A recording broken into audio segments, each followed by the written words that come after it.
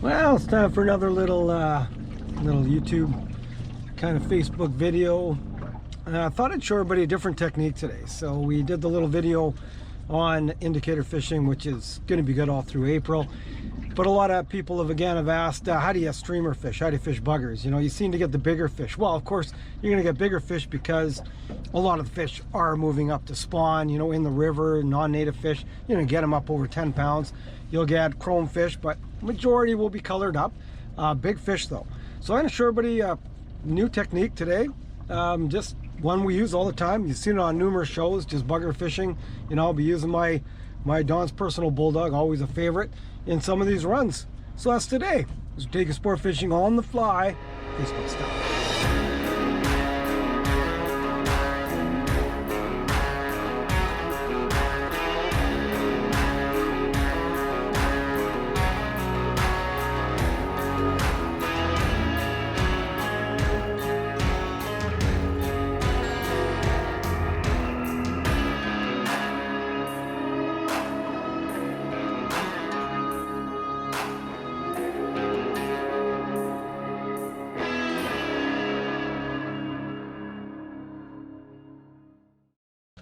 So the two outfits that you want.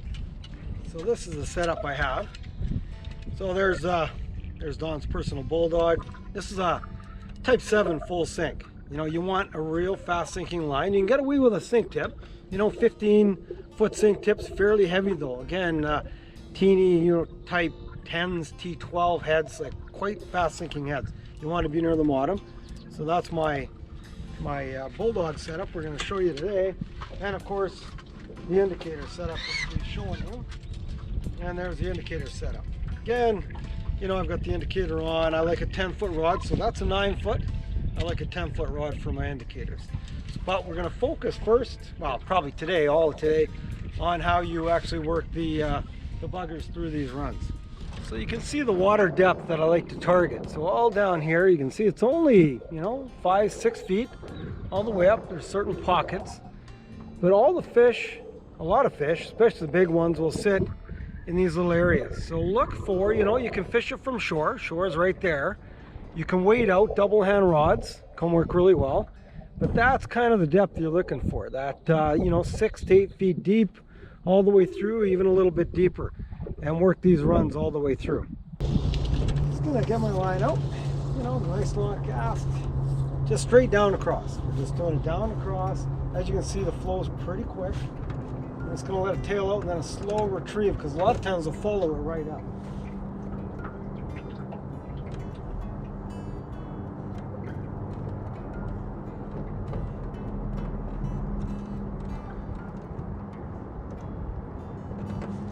Like that. Oh. That guy followed it, so I had the nice down. Oh, I lost it. But there you can see, when you make the long cast, let it go down across and sink a little bit, because that guy probably followed it all the way and grabbed it at the end. So let's try another cast. And I know there's fish sitting back in this run, so we'll just keep working down the run. That's too bad. That was a good size fish.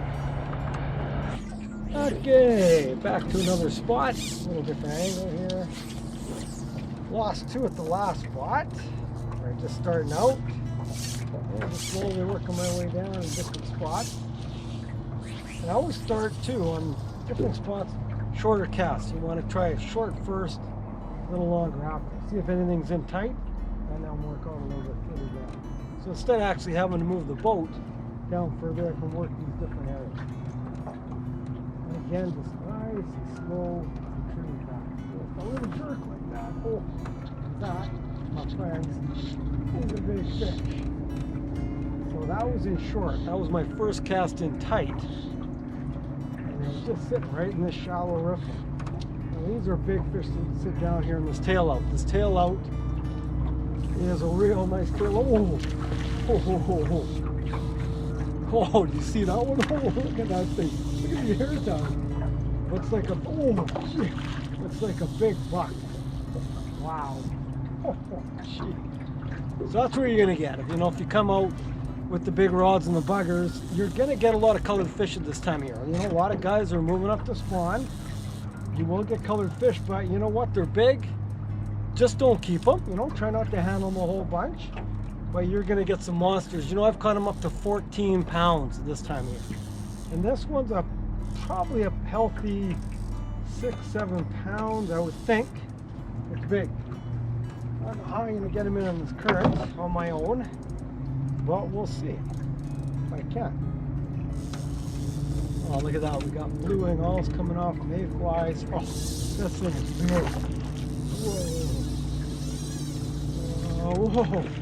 That's a big male. Oh, man. That's a big fish. Whew. Yeah. Oh, there he is there. Oh. There's a big male. Look at that. Bulldog is out. Look at the bulldog came out. I wet my hand. This is just a solid fish. Look at that. That is just a toad. I don't want to handle him too much, but just a monster. And look at that. That was 24 inches and just that big male.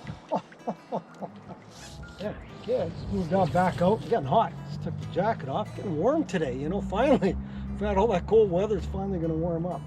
And I'm just a little bit higher, and again, keeping it short. And seeing if there's anything else up a little higher, and then I'll move back in the right up the tail.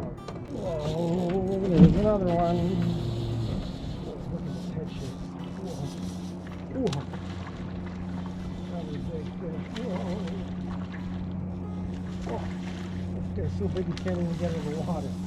Oh, man. Oh, shit. Looks like another big aggressive male. Wow.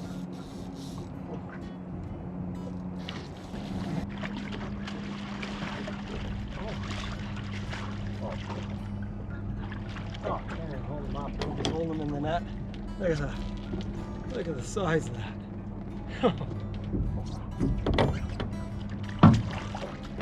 There he goes. Wow. Those big males are aggressive in there. The longer, and see if something's down a little bit further.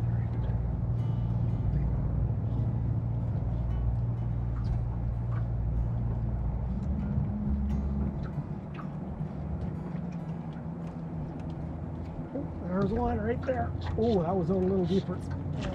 Another one. Oh, this one's a chrome female.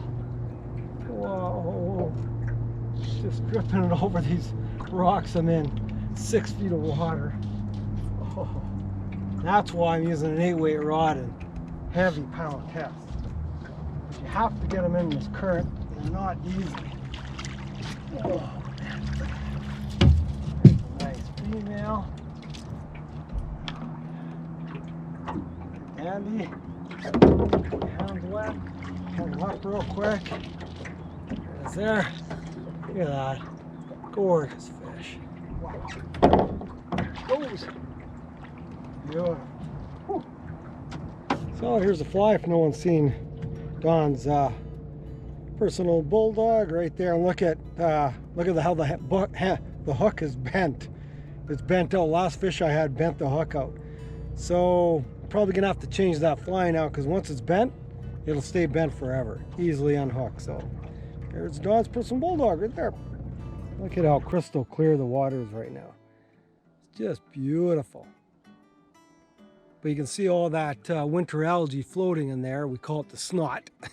Gets on your hook lots, but that's what you sacrifice when you're fishing for big fish with buggers. So we made it down to my favorite run. This is Satch's run. And you can see it's beautiful. It starts at the head. You see that beautiful riffle.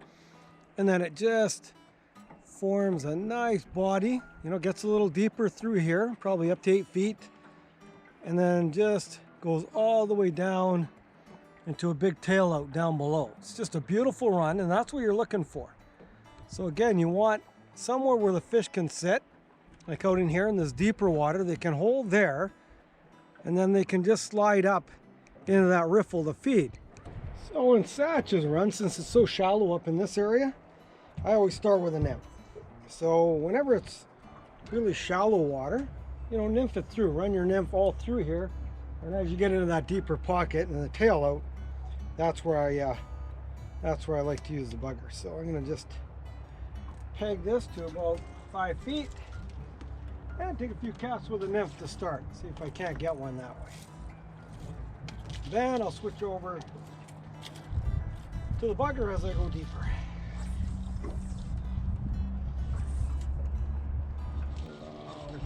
Oh, and that was just nymphing. So again, gotta have 2 setups. And I explained this at the very beginning for that really shallow water and the deep pockets. So any deep pockets that I showed you, deep holes where the fish are feeding, you need this setup. And in this really shallow pockets, because all the fish, especially these beautiful little chrome fish, will stack in these rough runs. I showed you the head of the run. It's no more than 3-4 feet deep, max 4 feet, probably 2 to 3 feet. The fish, when there's a hatch going on, the fish will stack there. Like this fish here, I was just throwing my indicator, my nymph, up in that run in 3 feet of water. I missed one and I got this guy. You're going to get a lot of chrome fish, which is really good. This guy's dandy. Yeah. These beautiful chromers on the nymph. Just unbutton him. Show everybody. Little guy. But, you know, you go from those big guys on the buggers to these guys here, the nice little chrome bolts on the nymphs, all in the pocket water. There he goes. And all in these riffle runs. And that's why this is one of my favorite runs on the river, because you can literally, you know, 10, 20 fish in these runs, and if you just work it right, you can pick them off. So I'm just gonna continue to work my nymph. I've got it pegged about 3 feet right now. Continue to work it through and see if I can get a few more before I swing for the bigger guys in the back hole.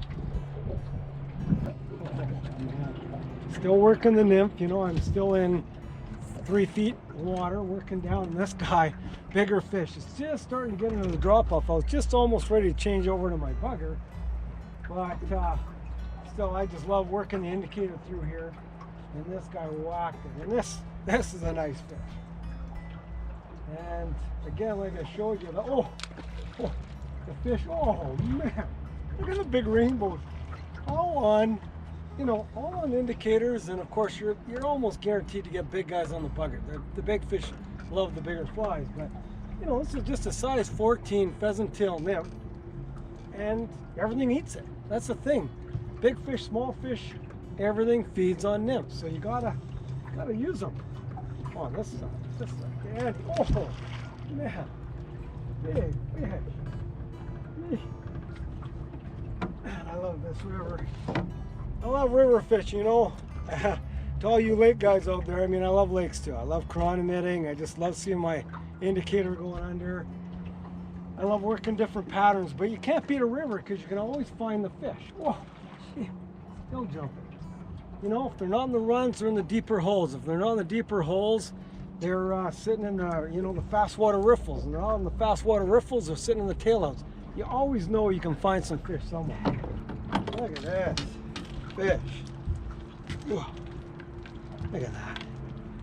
On the indicator, look at that, 20 inch, probably 22. Look at that, 22 inch, just chrome boat.